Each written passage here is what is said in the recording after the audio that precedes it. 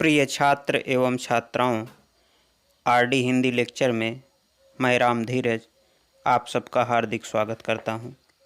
आइए आज हम आधुनिक काल के अंतर्गत प्रयोगवाद का अध्ययन करते हैं। प्रयोगवाद शब्द का प्रयोग सबसे पहल आचार्य नंद दुलारे वाजपेयी ने अपने एक निबंध प्रयोगवादी रचनाएं में किया।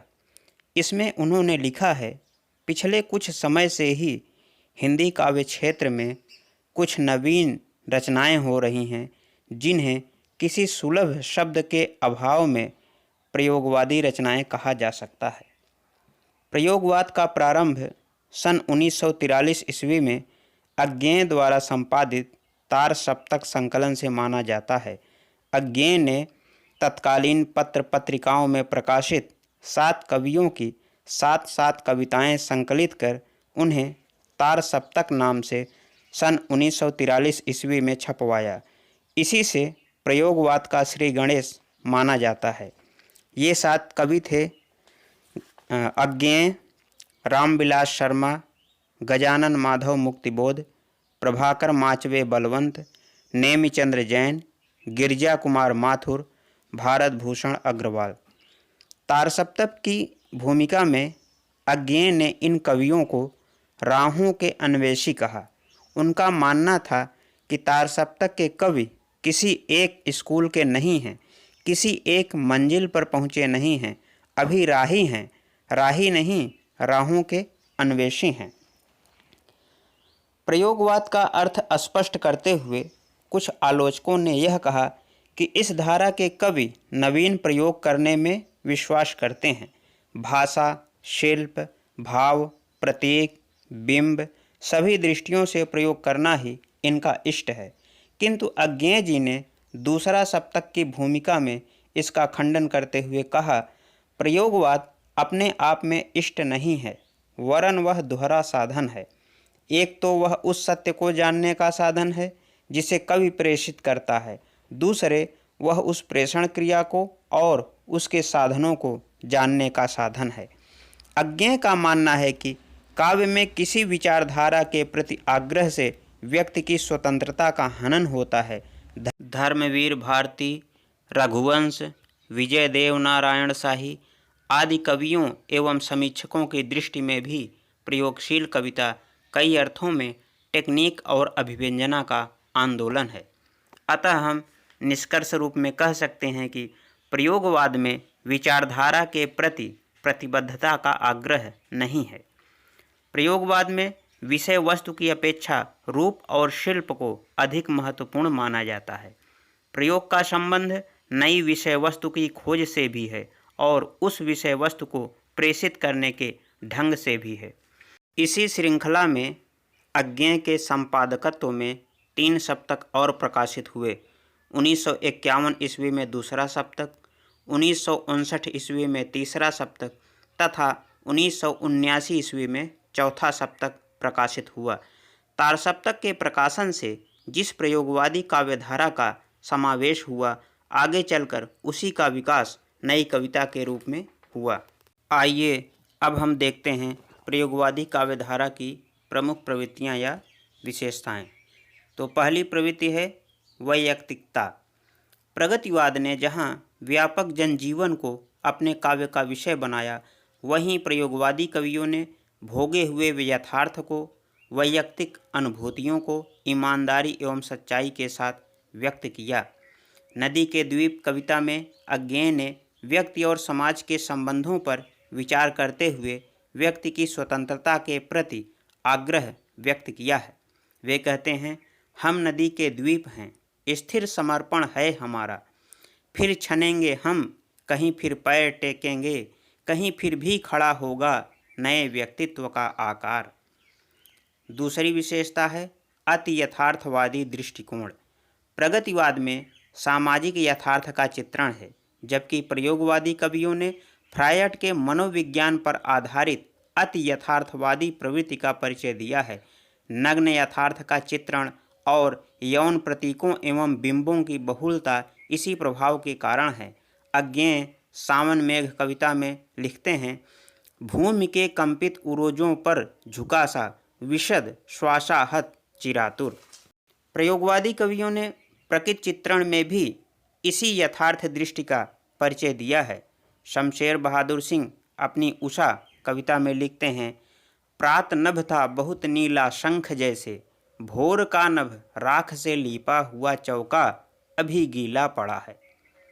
अगली विशेषता है कुंठा और निराशा के स्वर। प्रयोगवादी कवियों की रचनाओं में अनास्था जन्य शंका, हताशा, नियतिवाद, निरीहता, पराजय बोध, तिलमिलाहट, कुंठा और घुटन की अभिव्यक्ति व्यापक रूप में हुई है। उदाहरण रूप में अज्ञेय लिखते हैं, द्वीप हैं हम, यह नहीं है शाप, यह अपनी नियति है। इसी प्रकार सर्वेश्वर दयाल सक्सेना कहते हैं, जिनके सहारे लहरों से लड़ रहे हैं हम, वे घड़े कच्चे हैं। प्रयोगवादी काव्य की अगली विशेषता है गहन बौद्धिकता।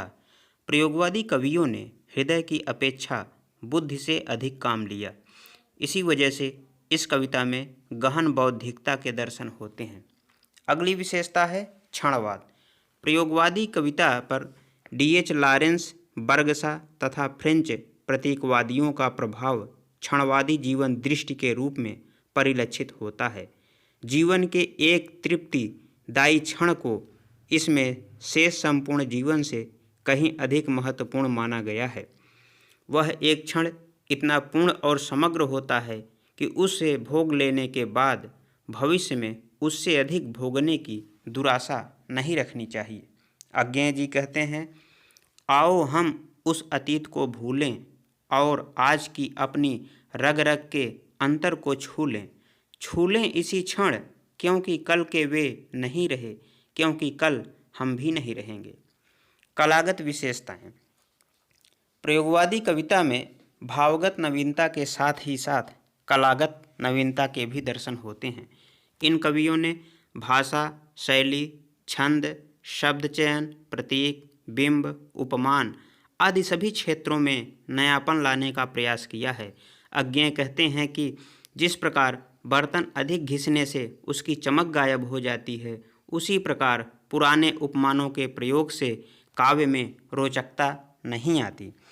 ये उपमान मैले हो गए हैं, देवता अब इन प्रतीकों से कर गए हैं कूच, कभी बासन अधिक घिसने से मुलम्मा छूट जाता है।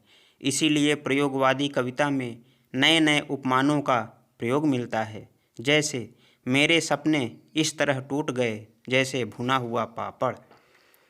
प्रयोगवाद के प्रमुख कवि और उनकी रचनाएं। प्रयोगवाद के पहले कवि हैं अज्ञेय। अज्ञेय का पूरा नाम है सच्चिदानंद हीरानंद वात्स्यायन अज्ञेय। इनकी रचनाएं हैं भग्नदूत, चिंता, इत्यलम, हरी घास पर क्षण भर, बावरा अहेरी, आंगन के पार द्वार, पूर्वा, कितनी नावों में कितनी बार। कितनी नावों में कितनी बार अज्ञेय की एक महत्वपूर्ण रचना है, जिस पर 1979 ईस्वी में इन्हें भारतीय साहित्य का सर्वोच्च पुरस्कार ज्ञानपीठ प्राप्त हुआ था। दूसरे कवि हैं गजानन माधव मुक्तिबोध। मुक्तिबोध को फैंटेसी शैली की कविताओं के लिए जाना जाता है। इनकी रचनाएं हैं चांद का मुंह टेढ़ा है, भूरी भूरी खाक धूल। इनकी कुछ चर्चित कविताएं हैं भूल गलती, अंधेरे में, ब्रह्मराक्षस आदि। अगले कवि हैं रामविलास शर्मा, जिनकी प्रमुख रचना है रूप तरंग। इसके बाद अगले कवि हैं प्रभाकर माचवे, जिनकी रचनाएं हैं मैं पल, स्वप्न भंग, अनुक्षण। अगले कवि हैं भारत भूषण अग्रवाल, जिनकी रचनाएं हैं छवि के बंधन, जागते रहो, कागज के फूल। इसके बाद हैं गिरिजा कुमार माथुर।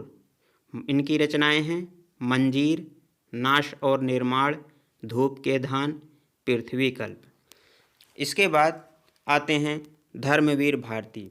धर्मवीर भारती वस्तुतः दूसरे सप्तक के कवि हैं। इनकी रचनाएं हैं ठंडा लोहा, सात गीत वर्ष, कनुप्रिया। इनके दो उपन्यास भी बड़े प्रसिद्ध हुए हैं। एक है गुनाहों का देवता और दूसरा है सूरज का सातवां घोड़ा। अगले कवि हैं नरेश मेहता, जो द्वितीय सप्तक के कवि हैं। इनकी रचनाएं हैं संशय की एक रात, महाप्रस्थान, प्रवाद पर्व, शबरी आदि। ये अब हम प्रयोगवाद से संबंधित कुछ महत्वपूर्ण प्रश्नों को भी देख लेते हैं। तो आज का पहला प्रश्न है, प्रयोगवाद का प्रारंभ किस काव्य संकलन से माना जाता है? तो इसका उत्तर है प्रयोगवाद का प्रारंभ तारसप्तक संकलन से माना जाता है। दूसरा प्रश्न, तारसप्तक का प्रकाशन कब हुआ था और इसके संपादक कौन थे? तारसप्तक का प्रकाशन 1943 ईस्वी में हुआ था और इसके संपादक अज्ञेय थे। आज का तीसरा प्रश्न, प्रयोगवादी काव्यधारा की दो विशेषताएं बताइए।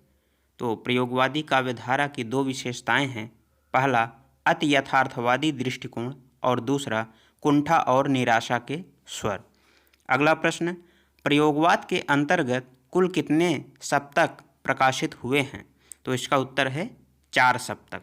अगला प्रश्न है, तीसरा सप्तक काव्य संग्रह का प्रकाशन किस वर्ष हुआ था? तो इसका उत्तर है 1959 ईस्वी। अगला प्रश्न, तारसप्तक के दो कवियों और उनकी एक एक रचना का नाम बताइए। तो तारसप्तक के दो कवि हैं अज्ञेय, हरी घास पर क्षण भर और मुक्तिबोध, चांद का मुंह टेढ़ा है। अगला प्रश्न, दूसरा सप्तक कब प्रकाशित हुआ था? तो इसका उत्तर है 1951 ईस्वी। अगला प्रश्न, कितनी नावों में कितनी बार किसकी रचना है? तो इसका उत्तर है अज्ञेय। चांद का मुंह टेढ़ा है किसकी रचना है? उत्तर मुक्तिबोध। अगला प्रश्न, गिरिजा कुमार माथुर की किसी एक रचना का नाम बताइए। तो इसका उत्तर है धूप के धान। अगला प्रश्न, कनुप्रिया एवं ठंडा लोहा किसकी रचनाएं हैं? तो इसका उत्तर है धर्मवीर भारती। अगला प्रश्न, संशय की एक रात किसकी रचना है? उत्तर कुंवर नारायण। अगला प्रश्न, आंगन के पार द्वार के रचनाकार कौन हैं? तो इसका उत्तर है अज्ञेय। अगला प्रश्न, अज्ञेय का पूरा नाम लिखिए, उन्हें किस कृति पर ज्ञानपीठ पुरस्कार मिला था? तो इसका उत्तर है अज्ञेय का पूरा नाम है सच्चिदानंद हीरानंद वात्स्यायन अज्ञेय और उन्हें कितनी नावों में कितनी बार रचना पर 1979 ईस्वी में ज्ञानपीठ पुरस्कार मिला था। इस प्रकार इस वीडियो में आपने प्रयोगवादी काव्यधारा की प्रमुख विशेषताओं, उनके कवियों और उनकी रचनाओं के साथ ही साथ इससे संबंधित महत्वपूर्ण प्रश्न उत्तर भी देख लिए हैं। आशा है यह वीडियो आपको ज़रूर पसंद आया होगा। यदि यह वीडियो आपको अच्छा लगा हो तो आप इसे लाइक करें, अपने दोस्तों और परिचितों से इसे शेयर करें तथा मेरे इस YouTube चैनल को भी सब्सक्राइब करें। धन्यवाद।